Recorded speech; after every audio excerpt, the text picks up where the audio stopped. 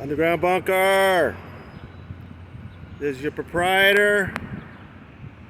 It's Wednesday, May 31st here in Los Angeles.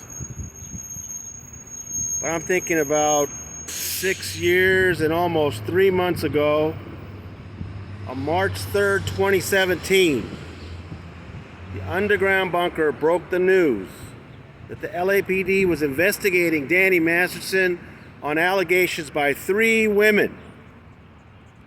At that time, we named them victim A, B, and C. They eventually became known as Jane Doe 1, Jane Doe 2, and Jane Doe 3. The very first story we wrote in March 2017 was about how these women were going through hell just trying to get the LAPD to take their allegations seriously. And they thought that investigation was being destroyed by a detective there. Thank goodness they got a better detective. They got some great prosecutors. Eventually, charges were filed in 2020 against Danny Masterson, and today, on May 31st, 2023, a jury of his peers found Danny Masterson guilty of count 1, forcible rape against Jane Doe 1, and guilty on count 2, forcible rape against Jane Doe 2. They hung on Jane Doe 3, 8-4, 8 for guilty, 4 for acquittal. And, over the last couple of weeks, we saw that the jury had asked for readback on Jane Doe 3's testimony. They were obviously having some issues with the whole November 2001, December 2001 thing. It's a shame they couldn't work that out. We did get some indication that the number of guilty votes had grown from 5 to 7 to 8. But at that point, they felt that they weren't going to make any more progress. So that count was declared a mistrial. But what matters is that Danny Masterson was found guilty of counts 1 and 2, and the jury said yes on both those counts to the additional enhancement of multiple felonies. What that means is that he is facing 15 to life on each of those 2 counts for a total of 30 years to life in prison. And how much he actually gets is not up to that jury. It's up to Judge Charlene Olmedo, who today disagreed with the defense's argument and had Masterson taken into custody. All right, so let me back up and tell you a little bit how this day unfolded. Wow. What these women have been through. The day started, of course, we were really interested in this evidentiary hearing, which is still going to happen, people. How did the prosecution's redacted discovery materials end up in the hands of the Church of Scientology? I was really kind of excited because I recognized Tom Mesereau was in the building, Sharon Applebaum was in the building, and they each had attorneys of their own. That's how serious this is. But once we all got in the courtroom, the judge had said yesterday, while the court was dark, they had a discussion and said that maybe we should wait till after the deliberations are done. So they went ahead and moved that hearing off a week. So Wednesday, June 7th at 8:30 a.m., all the attorneys will be back, including Tom Mesereau and Sharon Applebaum, and we'll get to the bottom of how the Church of Scientology got their hands on material they weren't entitled to. After that, we went back to waiting. Had no idea if we were going to hear anything. But then around 11 a.m., we heard 2 buzzes from the jury. And usually what that means, they have a question. And so it tends to fall on me. I asked the clerk, "What's up, man?" And he was acting funny. And then they asked us to clear the courtroom and said the attorneys would be here at 1:30.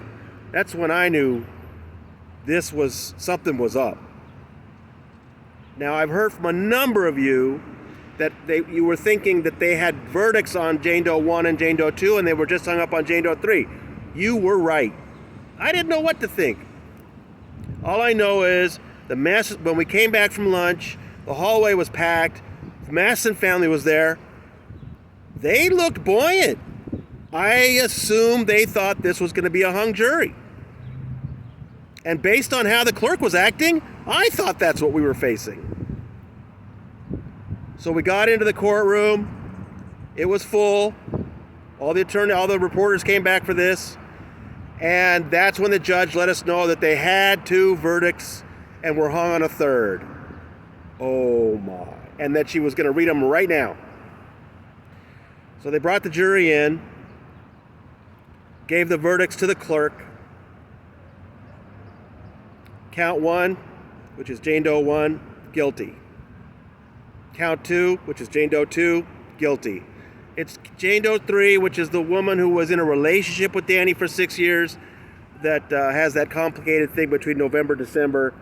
That's the one they were hung on.